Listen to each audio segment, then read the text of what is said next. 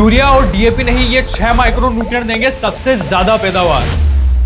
लेकिन आज भी भारत के लगभग 90% किसान ये नहीं जानते कि कौन सा माइक्रो न्यूट्रिएंट कब देना चाहिए, फसल में इसका क्या फर्क पड़ेगा, फसल में इसके लक्षण किस प्रकार से दिखाई देंगे और सबसे जरूरी बात, कौन से माइक्रो न्यूट्रिएंट की मात्रा कितनी रखनी है, जानेंगे आज के इस वीडियो में ये सब कुछ जानकारी। तो जल्दी से कात्यायनी ऑर्गेनिक्स के यूट्यूब चैनल को सब्सक्राइब कर लीजिए और कमेंट बॉक्स में ये जरूर बता दीजिए कि आप अपनी फसल में कौन सा माइक्रो न्यूट्रिएंट सबसे ज्यादा उपयोग में लेते हो।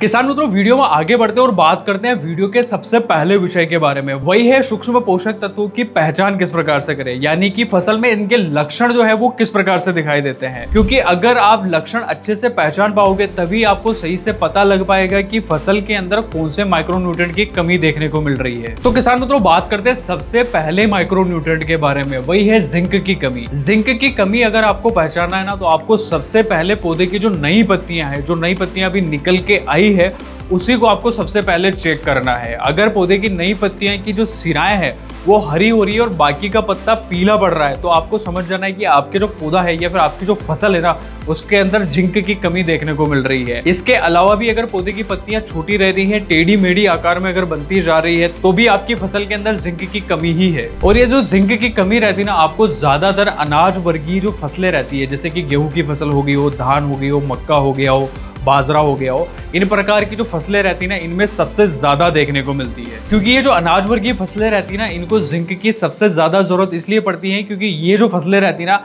ये सबसे ज्यादा ऊर्जा बनाती है। और अगर पौधे को ऊर्जा अगर ज्यादा बनानी ना, तो उसके लिए सबसे ज्यादा जो माइक्रो न्यूट्रिएंट रिक्वायरमेंट रहती है ना, वो जिंक ही रहती है। क्योंकि जिंक जो रहता है ना, वो फोटोसिंथेसिस की जो प्रक्रिया होती है ना, उसमें सबसे ज्यादा रोल प्ले करता है। और एंजाइमों की जो एक्टिविटी रहती है ना, उसको बढ़ाने में भी ये सबसे ज्यादा रोल प्ले करता है। इसलिए अगर आप जिंक अनाज वर्गीय फसलों में जितना ज्यादा उपयोग में लेते हो ना, आपको फायदा उतना ही ज्यादा देखने को मिलता है। अब किसान मित्रों, बात करते हैं दूसरे माइक्रो न्यूट्रिएंट की कमी को किस प्रकार से पहचाना जाए। वही है फेरस की कमी।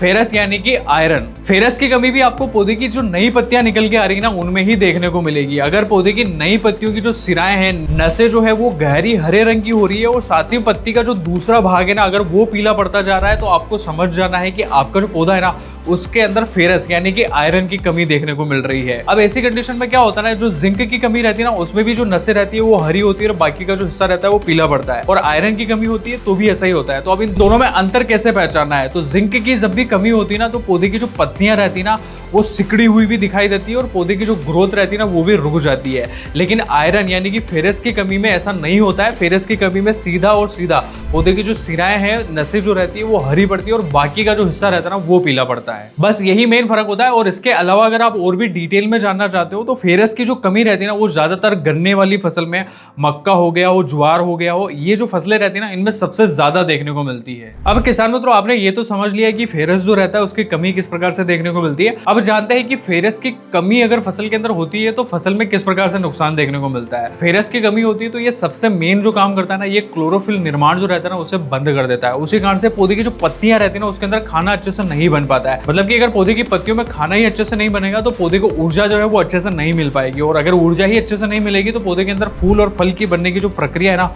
वो पूरी तरीके से रुक जाती है और ग्रोथ और बढ़वार जो रहती है ना, वो भी आपको कम देखने को मिलती है। अब वीडियो में आगे बढ़ते हैं और बात करते हैं तीसरे माइक्रो न्यूट्रिएंट बोरोन की डिफिशियंसी के बारे में। बोरोन की जो डिफिशियंसी रहती है ना, उसे पहचानना काफी आसान है। अगर आप बोरोन की कमी को पहचानना चाहते हैं, तो आपको सबसे पहले पौधे का जो फल रहता है ना, वही चेक करना है। यानी कि अगर धान वाली फसल लगा रखी है, तो आपको बालियां चेक करनी है। गेहूं की फसल में भी आपको बालियां चेक करनी है। मक्के का जो पौधा रहता है, उसके अंदर आपको भुट्टा चेक करना है। भुट्टे के अंदर अगर दाने अच्छे से नहीं भर पा रहे हैं, बालियों में दाने अच्छे से नहीं बन पा रहे हैं, साथ ही साथ में बालियों की जो ग्रोथ है ना, वो अच्छे से नहीं हो पा रही है, बालियां टेढ़ी मेढ़ी देखने को मिल रही है, तो ऐसी कंडीशन पर बोरोन की ही डिफिशियंसी होती है। और आप बोरोन की कमी को अच्छे से पहचानना चाहते हो, तो आप पौधे की जो पत्तियां रहती है ना, उसे भी चेक कर सकते हो। पौधे की जो पत्तियां अगर टेढ़ी मेढ़ी दिखाई दे रही है या फिर उसके अंदर उभरे हुए निशान बनते हुए दिखाई दे रहे हैं ना, तो ऐसी कंडीशन पर भी बोरोन को ही डिफिशियंसी देखने को मिलती है। और उसके अलावा अगर बोरोन की कमी होती है ना, तो फल फटने की जो समस्या है ना, वो भी सबसे ज्यादा बढ़ जाती है। अमरूद के फसल के अंदर भी आपने समस्या देखी होगी, आम के पौधों में भी आपने ये समस्या देखी होगी। जब फ्रूट सेटिंग की अवस्था पे आ जाता है, फ्रूट के अंदर शुगर कंटेंट ज्यादा बढ़ने लगता है ना, तो फल फटने की समस्या आती है। तो इसके पीछे बोरोन का ही हाथ होता है। क्योंकि बोरोन जो रहता है ना, ये सीधा सीधा मदद करता है पोलिनेशन में। पोलिनेशन जो है वो अच्छे से नहीं हो पाता है, उसी कारण से जो ये बालियां रहती है ना, वो अच्छे से नहीं बन पाती है। और जो भी फ्रूट वाली फसलें रहती है ना, उसके अंदर ये सेल वॉल डेवलप करने का काम करता है। उसी कारण से सेल वॉल जो रहती है वो अच्छे से बन नहीं पाती है। उसी कारण से जब फ्रूट सेटिंग की अवस्था पे आता है या फ्रूट के अंदर शुगर कंटेंट ज्यादा बढ़ने लगता है तो फल जो है वो फटने लगता है। अब किसान मित्रों बात करते हैं मैंगनीज की कमी को किस प्रकार से पहचाना जाए। तो मैंगनीज की कमी को अगर आपको पहचानना है ना तो आपको पौधे की पत्तियां चेक करनी है। पौधे की पत्तियां अगर बैंगनी रंग की हो रही है ना तो उसके पीछे मैंगनीज की ही कमी जो है वो देखी जाती है। मैंगनीज की जब कमी होती है ना तो क्लोरोफिल निर्माण जो है वो अच्छे से नहीं हो पाता है। उसी कारण से पौधे की जो पत्तियां रहती है ना वो बैंगनी रंग की हो जाती है। और मैंगनीज की कमी भी आपको हमेशा पौधे की नई पत्तियों में ही देखने को मिलेगी, क्योंकि ये जो मैंगनीज रहता है ना ये पौधे के अंदर बहुत ही धीरे धीरे मूवमेंट करता है। उसी कारण से पौधे की जो नई पत्तियां रहती है ना वहां तक मैंगनीज पहुंच नहीं पाता है और इसकी डिफिशियंसी जो है वो सबसे ज्यादा नई पत्तियों में देखने को मिलती है। अब बढ़ते हैं कॉपर की डिफिशियंसी को कैसे पहचाना जाए। तो कॉपर की डिफिशियंसी अगर आपको पहचानना है तो आपको पौधे की पत्तियां जो है वो सबसे पहले चेक करनी है। पौधे की पत्तियां अगर आपको मुरझी हुई दिखाई दे रही है या फिर ट्विस्टेड यानी ऊपर की ओर मुड़ती हुई दिखाई दे रही है ना तो आपको समझ जाना है कि आपका जो पौधा है ना उसके अंदर कॉपर की डिफिशियंसी देखने को मिल रही है। अगर कॉपर की डिफिशियंसी होती ना तो उसका एक और लक्षण पहचाना जाता है वो है गमोसिस। आपने अक्सर देखा होगा जो सिट्रस वाले पौधे रहते हैं यानी कि नींबू और संतरा के जो पौधे रहते हैं ना उसके अंदर एक चिपचिपा गोंद जैसा पदार्थ निकलने लगता है। तो ये भी कॉपर की डिफिशियंसी के कारण ही देखने को मिलता है। और इसको कंट्रोल करने के लिए आपको कॉपर ऑक्सीक्लोराइड या फिर कॉपर सल्फेट जो रहता है उसका पेस्ट आपको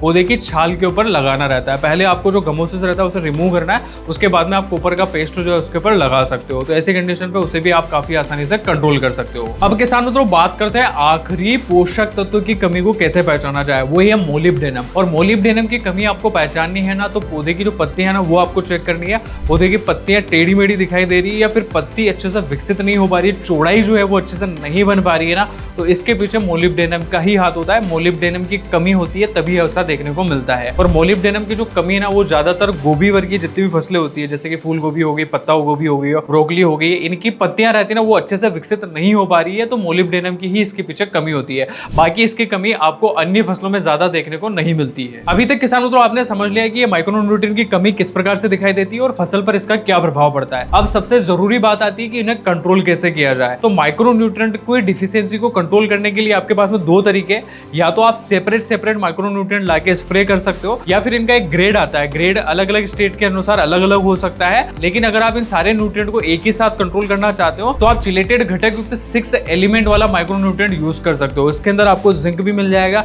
इसके अंदर फेरस भी मिल जाएगा, इसके अंदर बोरोन भी मिल जाएगा, इसके अंदर मोलिब्डेनम भी मिल जाएगा, इसमें मैग्नीज भी मिल जाएगा और साथ ही साथ में इसमें कॉपर की भी मात्रा पाई जाती है। तो इसके 1 ग्राम की मात्रा को 1 लीटर पानी के अंदर घोलना है और समान मात्रा में छिड़काव करवा देना है। तो किसान में तो यही थी जानकारी कि माइक्रोन्यूट्रिएंट की कमी को कैसे पहचाना जाए और फसल में इनके लक्षण जो है ना वो किस प्रकार से दिखाई देते हैं, साथ ही साथ में इन्हें कंट्रोल कैसे किया जाए। वीडियो में दी गई जानकारी आपको अच्छी लगी तो इसे लाइक करें, चैनल को अभी तक सब्सक्राइब नहीं करा तो जल्दी से सब्सक्राइब कर लीजिए और वीडियो के संबंध में कुछ भी डाउट हो तो कमेंट बॉक्स में जरूर पूछे। धन्यवाद।